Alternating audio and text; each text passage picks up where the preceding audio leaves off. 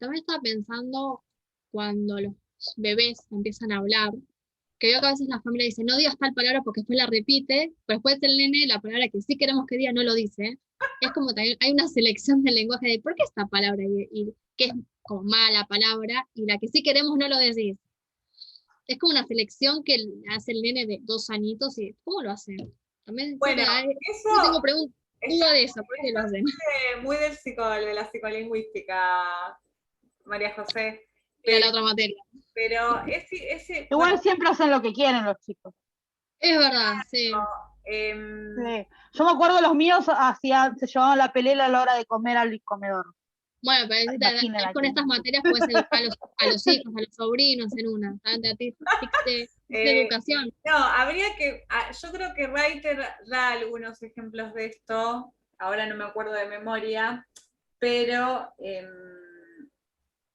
justamente para decir que no todo es estímulo, que no es que las personas, ese ejemplo es para argumentar, por ejemplo, en contra del conductismo, ¿no? Que vos le estás diciendo decir esto, decir esto, decir esto, estímulo, estímulo, y el pibe dice otra cosa. Cualquier cosa menos eso. Porque opera, lo que habría que investigar, pero esto debe haber en psicolingüística o en psicología, por ahí investigaciones, bueno, ¿qué opera? ¿Qué otros?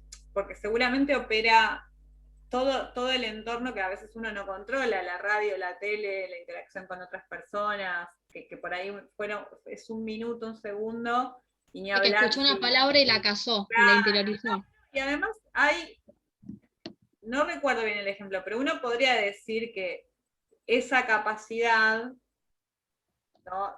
A medida que se va desarrollando con la interacción, también va generando propios paradigmas, ¿no? Propias expresiones por la misma capacidad, ¿no? Vieron que uno asocia paradigmáticamente, ¿se acuerdan de eso? Estamos leyendo, por ejemplo, y una palabra se parece a otra y por ahí nos equivocamos, entre comillas, no nos equivocamos, asociamos con otra. Entonces, como hay toda una complejidad mental para esto, quizá también pueda generar algunas cuestiones a partir de lo que ya sabe hacer, va generando nuevas palabras o nuevas. Pero, perdón, profe, ¿eso no tiene también que ver con los dialectos de las disciplinas? O sea, por ejemplo, los dialectos de las disciplinas. ¿Cómo ¿Me sería? escuchó? Sí, te escucho, pero no entiendo bien la idea. Claro que nosotros, voy a inventar algo, dialectamos, o sea, no es lo mismo decir una palabra hablando en esta clase que diciéndola en una clase de derecho o en un ámbito, o sea, como que no solamente lo social se expresa de cómo me muevo yo en el barrio, de dónde nací o de dónde estoy, sino que, por ejemplo, no sé, se me hace como ejemplo la palabra promiscuo. Promiscuo, si hablamos entre nosotros, quiere decir una cosa, y promiscuo para el derecho quiere decir otra, y quizás esos errores se dan porque no estamos ubicándonos en el dialecto en el cual esa palabra se está usando. Sí, tiene un nombre, ahora se me fue el nombre técnico bueno, pero sería como ya los tecnicismos, ¿no?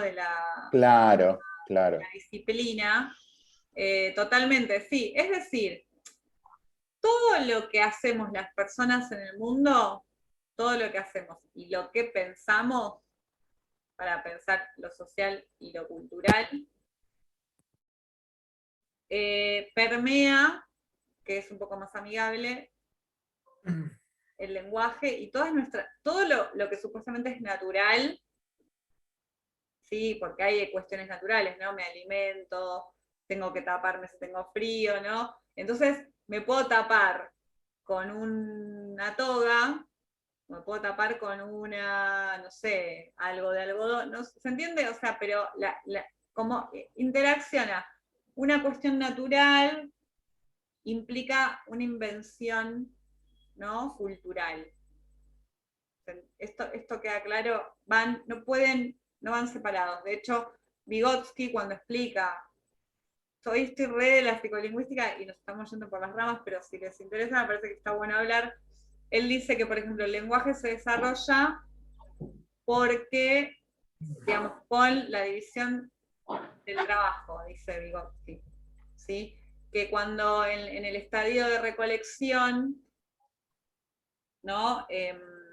Bueno, era muy individual, ¿no? No necesitaba, la persona se proveía de todo. Cuando empieza, vos recolectás, vos cazás, vos cocinás, vos haces la leña, empieza la división social del trabajo, necesitamos comunicarnos, dice él. Entonces, ¿cómo impacta lo social en el lenguaje? No pueden ir por separado.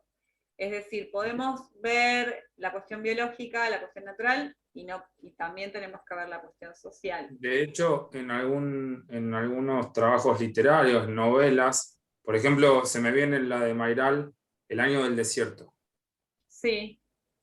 O una de ciencia ficción de Brian Aldiss que se llama Enemigo del Sistema.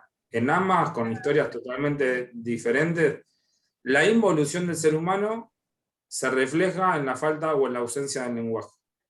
Bueno, en Cadáver Exquisito, que lo vamos a leer en Argentina y ustedes en historia, las cabezas de ganado, que son humanos, no tienen cuerdas vocales. O sea, es realmente el objeto de estudio que nos compete en esta carrera desde la literatura y desde la lingüística es muy importante, es muy valioso. Por supuesto, si le damos ese valor, ¿sí? Eso podemos ir a decírselo a los pibitos del secundario. De un modo... De hecho, te robé esa clase y la voy a dar en el secundario. ¿Cuál? Anoto, Roboclass, nada, todo el material debe ser compartido, por eso yo comparto y así se aprende, ¿no? En la interacción es lo más rico para crecer. Me halaga igual, me halaga, Romina, no me molesta, no me molesta. No, pero una alumna me pidió Cadáver Exquisito, profe, yo estaba pensando un libro que los pudiera impactar porque yo tengo prepautados los libros que tengo que dar este año y no les estaba gustando ninguno. ¿Por qué no leemos Cadáver Exquisito? Y yo dije, uy, sí, qué buena idea. Así que lo propuso ella y justo me acordé que vos diste la clase maravillosa, obviamente, y te robé algunas ideas de ahí. Además, no es una obra, vieron que aceptable, no es como las malas. Bueno, no me quiero, no voy a meterme en eso porque ya ahora nos vamos para la literatura. Bueno, después vamos a volver sobre todo esto, si hay inquietud. Y si alguien quiere, háganme acordar que les paso el manual de Reiter de psicolingüística, ¿sí? Que está bueno para ir leyendo algunos. Si quieren, yo no se los voy a subir porque sé que están con mucho para leer. Bueno, dicho la importancia, ya hemos dicho la importancia de estudiar el lenguaje, algunas razones por las cuales hay que estudiar y por qué hay que vincularlo, vamos a definir la disciplina. Una de las disciplinas que va a estudiar el lenguaje vinculado a la sociedad, que es la sociolingüística. Esto sería la página 1, ¿sí? del apunte de capítulo 1 de Hernández, Campoy y Almeida. Y ellos lo primero que dicen ahí en el párrafo 1 dicen varias cosas, pero más o menos en la línea 5 dice, así unos más reticentes la consideran como una tentativa interdisciplinar, una tentativa, entre comillas, interdisciplinar. Otros, una disciplina como tal con identidad propia. Otros como una parte de la lingüística general. Y otros más radicales como el núcleo central de toda la lingüística, argumentando que toda la sociolingüística es lingüística y toda la lingüística es sociolingüística. Esta es una cita de Labov, que es el padre de la sociolingüística. Él que, digamos, es súper interesante porque él dice que en realidad no podemos separar el plano o la dimensión social de la dimensión del lenguaje. Entonces la lingüística, aunque no diga socio adelante, siempre implica lo social. Vamos a acordar con la perspectiva de la voz. Y también vamos a empezar a pensar que, fíjense que al principio no se sabía si existía o no la disciplina, ¿no? Todo esto son construcciones teóricas que pueden ser repensadas siempre. Digamos, hay una apertura que nos permite ir, de hecho el texto termina con eso, con todas las subvariantes de disciplinas que van a estudiar distintos aspectos del lenguaje. Entonces es una disciplina interdisciplinar, eso también, ¿no? Que va a abrevar o va a tomar, ahora lo vamos a repetir, de la antropología y de la sociología, la metodología. Ahora vamos a ver qué quiere decir. En el párrafo 2 justamente dan 5 características. Entonces ustedes van a tener que vincular esto que dice Hernández Campoy Almeida con lo de Reiter y generar su respuesta, digamos, bien tejida para demostrar que han leído los dos apuntes. Dice, podemos destacar 5 características definitorias e inherentes, es decir, propias de esta disciplina. 1 es una ciencia, es decir, va a tener marco teórico, va a tener objeto de estudio y va a tener una metodología. ¿Sí? Es una ciencia. 2 es una rama de la lingüística. Si bien, como apunta la voz, es una forma distinta de hacer lingüística, pero es una rama de la lingüística, ¿sí? Eso no lo vamos a negar. 3. Mira al lenguaje como fenómeno social y cultural. ¿Sí? Esto es página 1, párrafo 2 del apunte. Mira el lenguaje como una cosa que ocurre, ¿sí? Pero que tiene este rasgo social y cultural que ya hablamos de qué sentido tienen esas dos palabras. 4. Estudia el lenguaje en su contexto social, en situaciones de la vida real, por medio de la investigación empírica. Me voy a detener aquí, si es muy aburrido o denso o algo, díganlo, ¿sí? Es decir, estudia en un contexto, siempre va a tomar un contexto social, hasta ahí vamos bien. En situaciones de la vida real, no es abstracto, no es construido. Vamos ahí a juntarnos con la gente a ver lo que dice la gente. Profe, ¿puedo hacer una consulta? Sí. Hay una serie que se llama El cuento de la criada, que está basado en los libros de Margaret Atwood. Leí la novela, pero no vi la serie porque no tengo, no sé qué cosa, HBO, ¿dónde está? No, igual está pirata por ahí. Después le paso el link si quiere. Está en Cuevana. Ya está la 4. Bueno, en esa serie, ¿no? Por ejemplo, las mujeres están relegadas a los hombres y no pueden hablar en situaciones públicas. Y una de las mujeres ayudó a construir las leyes de ese mundo y sin embargo no puede hablar en un auditorio. Y me pareció también interesante esto, ¿no? Que no solo el uso en el contexto, sino quién puede usar la palabra. Tal cual, o sea, la palabra, chiques, esto es una perspectiva propia igual, ¿sí? No es que van a encontrar un libro donde diga que la palabra es el objeto, o sea, esto es una cosa que pienso yo, que le da sentido a nuestra materia, a nuestro campo, que es el valor, el poder de la palabra, ¿sí? El poder de quien tiene, la articula, la profundiza, la estudia, la perfecciona, y qué pasa con los que no podemos hacer eso. ¿Sí? Porque todos tenemos la misma capacidad, pero hay factores sociales, políticos, económicos, ¿sí? Hegemónicos. Bien.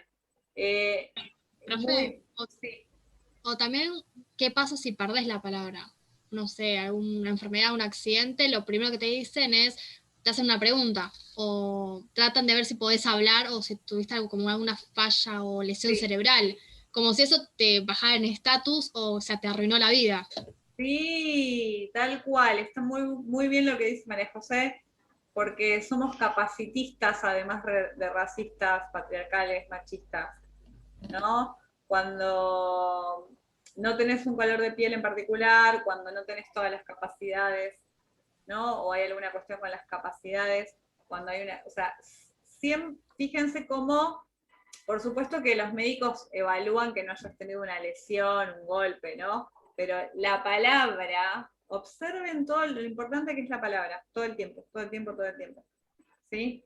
Entonces, es algo que si lo podemos compartir con todas las personas que podamos, creo que puede generar por lo menos una conciencia crítica ¿sí? Todo empezar a verlo como desde un lugar crítico, no para salir a romper todo, que también sería algo positivo, que cambie todo de una vez por todas, pero bueno, a ver, empezar como dijo Facundo, y están diciendo todos, todas y todos acá, bueno, la conciencia del entorno. Las cosas no están dadas, nada está garantizado, todo puede ser transformado. De hecho, si no estaríamos hablando en griego, en latín, ¿no? Y estaríamos, no sé, algunas cosas igual de los griegos estaban buenas, otras no tanto. Por ejemplo, la esclavitud. Bueno, ahí dice, esto quería detenerme acá, en situación de la vida real, vamos a estudiar en el contexto y en la vida real, ¿sí? Por medio de la investigación empírica. ¿Qué es la investigación empírica? ¿Qué idea tienen? ¿Qué les parece que es? ¿Saben qué es? La que se basa en hechos. Y sí, o sea, no son los experimentos. Vas y te fijas, ves. el Es como conocimiento. algo con la experiencia debe ser. Claro, observo, voy al lugar, voy al campo. Observo y ¿qué pasa ahí? Que falta algo. ¿Vos qué Los ibas a decir, sujetos. Facundo? No, si Los voy sujetos. veo, observo todo.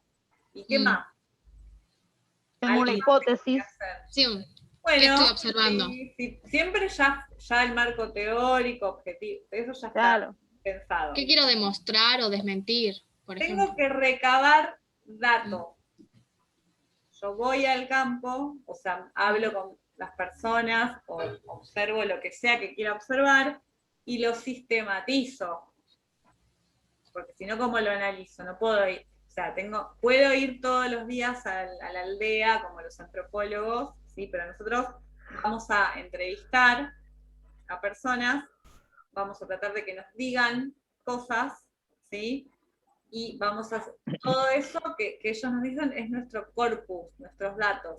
Entonces, como bien dijeron, son hipótesis, como dijo Gabriela, que se validan con datos que están allí observables, empíricos.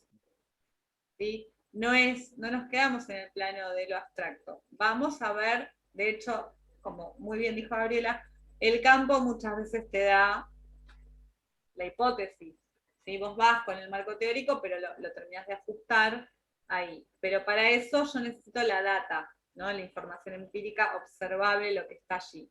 Por eso vamos a lo real, vamos a la situación cotidiana, y eso es lo difícil, porque es mucho trabajo. ¿Sí? Y quiero hacer una queja, la inversión mundial, no solo Argentina, en las ciencias sociales es muy poca, ¿sí? ¿Quién va a querer pagarle a alguien que te va a decir que tu sistema es hegemónico? Sí, o algo peor, que las investigaciones más profundas las hagan empresas privadas con fines de lucro. Exacto, entonces es lo que por de la palabra pasa a ser una materia en un estudio de marketing para ver cómo podemos persuadir el consumo de la masa. Sí. pura. Que Bien, hayan tenido su inicio y su mayor inversión en los fascismos.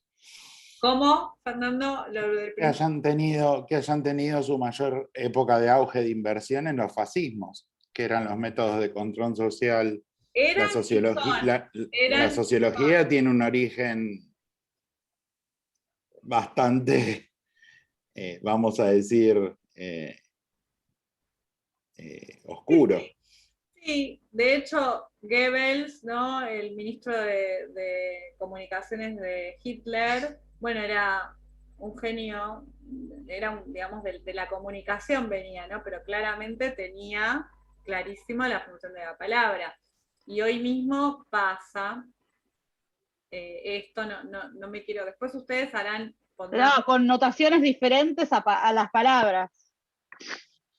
Sí. No, y además, bueno, muy hábil bueno, es la cuestión de la aguja hipodérmica, ahora no me quiero ir por ese lado, pero fíjense que es lo central, la palabra, la articulación, la configuración discursiva, ¿sí? Que esto es lo que dice Gramsci. Y nosotros lo que vamos a hacer es buscar datos empíricos, datos que estén allí, ¿sí? pero siempre los vamos a tratar de sistematizar y volvemos a lo mismo, es mucho trabajo y deberíamos pelear un poco para que las ciencias sociales estén, bueno, que no estén por debajo de las naturales, básicamente, ¿sí?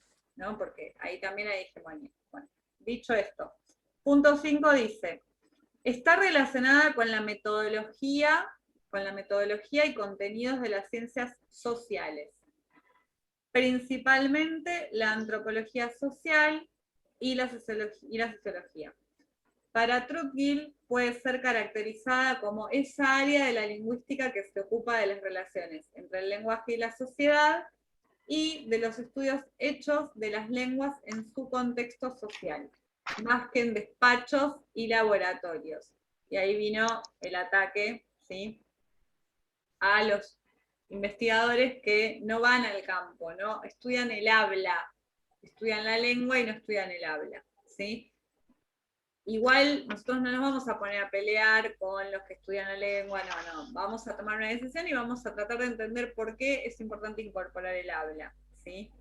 Y quería decir, bueno, de la antropología social, el libro, así como el autor es Clifford Geertz, ¿sí?, va a aparecer en el texto de Duranti, el que viene, que es Antropología Lingüística, que es el que propone algo que se llama la descripción densa, ¿sí?, que es ir al lugar, a la aldea, al campo. Al campo, digo campo como campo de estudio, ¿no? No es el campo, no nos vamos a tomar mate al campo, ¿no? O sea, voy a un lugar a observar, ¿sí?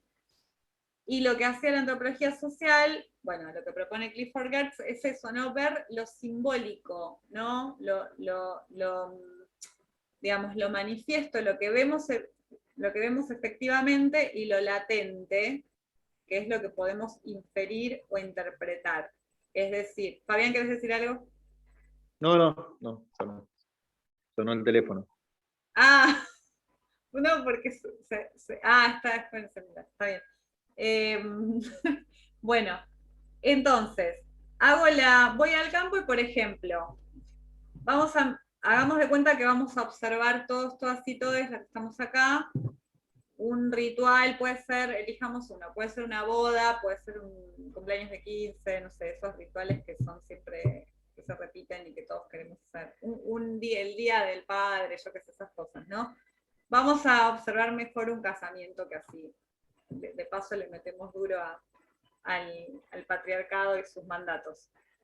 Entonces, lo que vamos a ir y vamos a decir, bueno, miramos, somos los antropólogos, porque ahí no somos lingüistas, somos antropólogos, y decimos, bueno, a ver, ¿qué pasa acá? Bueno, entra el novio, describimos la situación, ¿no? Describimos, esos son digamos, los aspectos manifiestos del ritual, ¿sí? Y empezamos a pensar, bueno, ¿qué es lo latente? ¿Qué es lo que yo no veo? No lo veo acá, pero lo puedo pensar a partir de lo que está pasando acá. ¿Sí? Y una unión de parejas. O sea, una mujer de blanco, el hombre de traje, será la unión de parejas. Bueno, no te dicen en un cartel que dice casamiento. Bueno, pero eso es manifiesto, ¿no? Yo veo que ahí se están juntando como cónyuges. Puede ser habitualmente una mujer y un varón, ¿no? Fíjate. Claro, hablando de casamiento, Claro. no. Después que esté mal, que no haya leyes, que te puedes casar con quien quieras, es otra cosa. Yo estaba pensando en el casamiento, está la ley de matrimonio. Patriarcado. Ay, no. Sí, pero está la ley, María José, hay una ley. No, ya sé que está, pero yo pensaba en el... Está bien, vamos, me gusta. En un mundo donde no está esa ley. El ritual es, como dice María José, una mujer y un varón con una ropa diferente a la habitual. Bueno, vamos a tomar el caso, como está bueno lo que ella aclara, el caso más hegemónico, ¿no? Más común. Bueno, pasa eso. Entonces, claro, yo veo, como muy bien dijo ella, veo patriarcado, ¿no? Por ejemplo. Sí, el padre entrega a la novia. Por ejemplo. por ejemplo. Entonces, El blanco. en una El Bueno, situación, somos un hombre, si no es el el padre. blanco, el color, ¿no? O estamos todos al horno porque hay, digamos, nosotros, todos los que estamos acá, no haríamos eso, pero digo, ¿por qué sigue el ritual? Entonces, lo manifiesto es, hay una boda, yo qué sé, lo latente es, bueno, hay machismo, el símbolo de lo blanco, el padre que entrega a la novia, yo qué sé. Entonces, eso es Religión. lo latente es Mm. ideología, la religión, ideología patriarcal, ¿no? La conservación de la familia, yo qué sé, eso es lo latente, lo que yo tengo que inferir. Tampoco puedo divagar, ¿no? Tiene que estar ajustado. Entonces, ¿qué hago? Veo una boda, 2 bodas, 100 bodas, un montón de bodas, y trato de encontrar patrones, elementos en común. Entonces, eso latente me está diciendo qué función cumple ese rito. Una función social cumple, disciplinadora, ¿sí? Porque todos tenemos que hacer eso. ¿Sí? Y está ahí latente eso, pero ¿por qué todos tenemos? Y bueno, ¿qué sentido tiene? Y así todos los rituales, que en realidad los rituales son reproductores de cuestiones para que se mantengan esas estructuras para siempre, ¿sí? O sea, repetir. Aparte, siguiendo la boda, en vez de la ritual, la fiesta, cuando la novia tira el ramo, o sea, hasta paso mi casamiento a la otra chica. Claro, la O no violencia sé, por el lo ramo. de los anillitos, no sé. Nunca fue muchos casamientos. Todo el No ritual. sé bien cómo son, pero es Todo también el está ritual. latente. Todo el ritual. Lo que hace Clifford Geertz, que después léanlo, ahí cuando lo leamos en Durante y aparece el nombre, que es esta descripción densa, ¿no? La etnografía de una situación, es decir, no observo todo, entonces va a haber lo simbólico, ¿sí? Va a haber qué sentidos tiene todo ese ritual. Él estudia, por ejemplo, unos problemas que hay con el ganado, súper interesante, ¿no? Que a uno le roban una oveja, todo lo que significa que a alguien le robe la oveja, ¿no?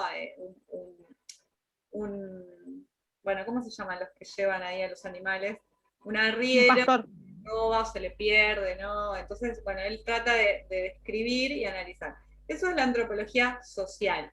Es muy interesante porque es ver, al observar al ser humano, al antropos, ¿sí? en interacción, es antropología social. Y la sociología va a aportar su observación más vinculada a las estructuras ciudadanas, urbanas, ¿sí? Entonces, es decir, nos van a brindar herramientas de observación que antes no se aplicaban o no se usaban en la lingüística, estas dos disciplinas, ¿sí? Profe, por ejemplo, el discurso biologicista en cuanto a la unión de un hombre y una mujer, ¿no? Por eso se decía que el matrimonio igualitario atentaba contra la familia, todo ese discurso de la biología. ¿Cuál que es, Romy, la visión biologicista? Y esto de la preservación de la especie, ¿no? Que solamente un hombre y una mujer pueden procrear, que son los únicos dignos de mantener una familia. O sea, con el matrimonio igualitario dijeron eso, que atentaban contra la familia, como si no pudieran adoptar o procrear de otras formas. No, y como si los criados por parejas hetero fuéramos todos re normalitos y... También. Y con las parejas O no procrear. tuvieran hijos también. Hay muchas que no quieren tener hijos. O no, pero bien, Claro. tal cual. Claro, no procrear no está bien Sí. visto. Claro, lo que pasa es que también una Hay pareja cierta- hetero, lo primero que te dice es, ¿y los pibes para cuándo? Claro. Bueno, acá somos varias entonces. No, a mí no me dicen eso porque... Pero digo... No, a mí no me dicen porque yo tengo 5, pero igual lo pienso. el mandato está ahí, ¿no? Pero ven cómo todo el tiempo el lenguaje está asociado a práctica. Y por eso la práctica social, la antropología y la sociología son fundamentales. Porque Bueno, sí, está la diferencia de matrimonio y patrimonio. O sea, matrimonio es una institución para enganchar a la mujer y el patrimonio es atributo del varón. sí, qué bien, qué bien. Bueno, este ejercicio que está haciendo Fernando lo hace Susan Romain, ya vamos a llegar. Y ahora les voy a mostrar, por ejemplo, algunos sentidos que cuando se utiliza el masculino para, no sé, para, voy a decir una mala palabra ahora, puto, puta, el valor no es el mismo. ¿Sí? Si cuando a una persona dice esas palabras, bueno, que es un poco lo que vos decías, Fernando, con las disciplinas, no tienen los mismos valores, ¿sí? Pero ¿por qué ahí la palabra...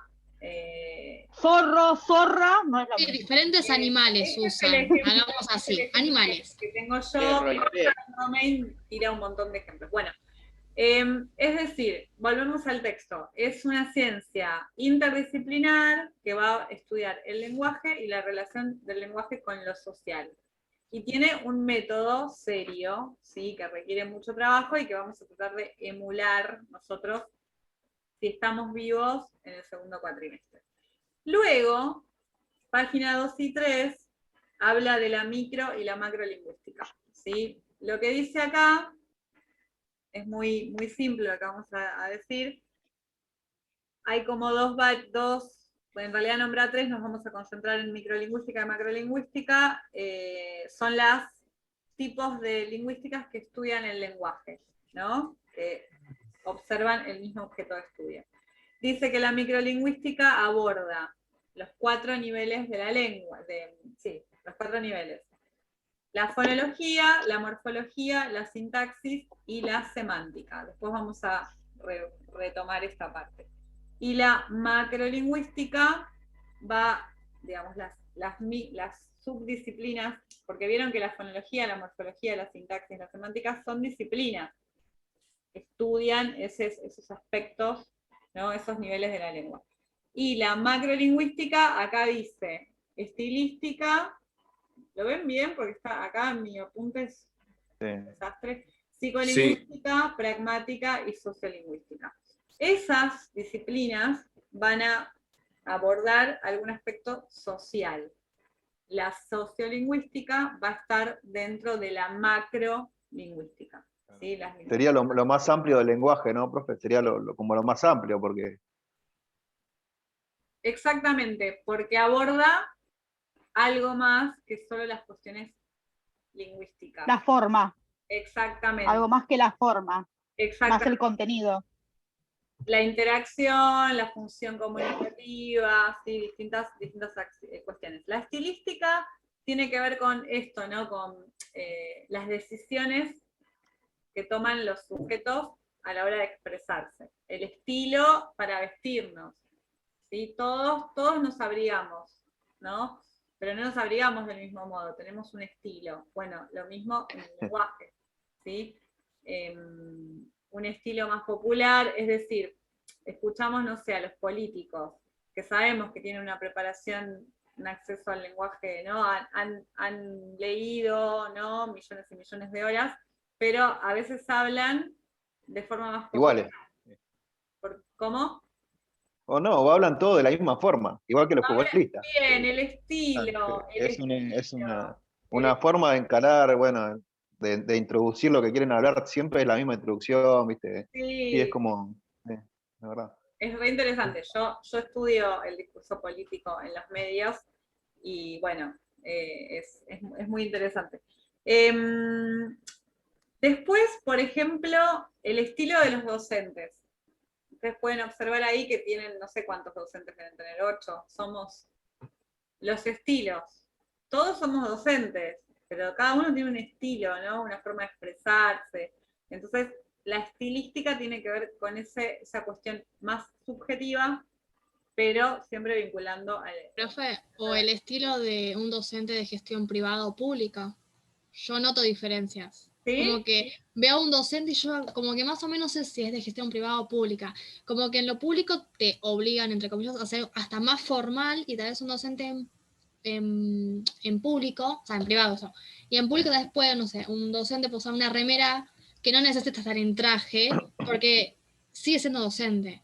Pero como que te obligan hasta tengo una compañera, una amiga, que es docente privado y la directora quería que ella fuera en tacos. Sí, y todas, que sí. la sacaron corriendo la directora, y dijeron no. porque no vamos a ir en tacos. Y en público no te pedirían eso nunca. Sí, sí, En tal cual. mi escuela las obligaban a ir en uniforme. Las profesoras tenían uniforme. Sí, o sea, y fue hace un año que me lo contó ¿Y mi los amiga. O sea, no es profesores, tanto. Fernando? No, los profesores tenían que ir en un uniforme.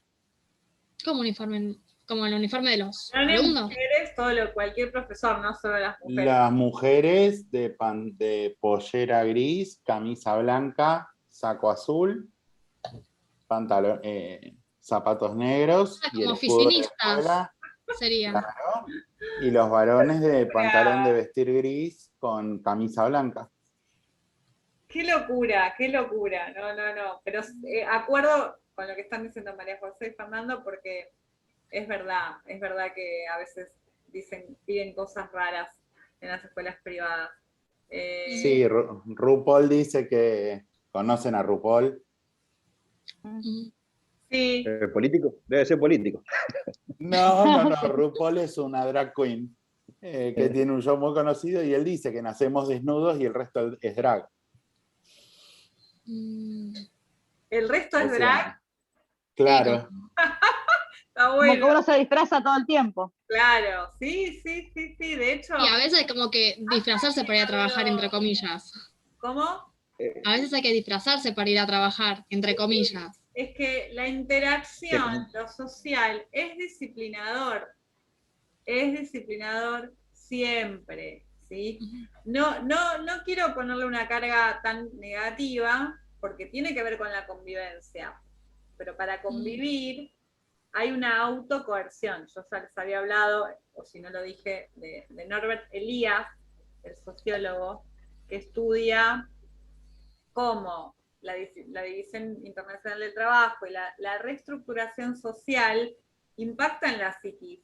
O sea, yo para convivir en esas estructuras no puedo ir desnudo ni como drag, ¿no? Porque hay una disciplina, muchos sociólogos lo dicen, digamos, tiene como un costado positivo de la convivencia y un costado de la opresión, siempre, ¿sí? Bueno, se va a cortar. Espero que sea el último ingreso, ¿sí? Ailén, ¿estás bien? Ella no se sentía muy bien. Estoy Bueno, escuchando. aviso y volvemos. Último ingreso, espero.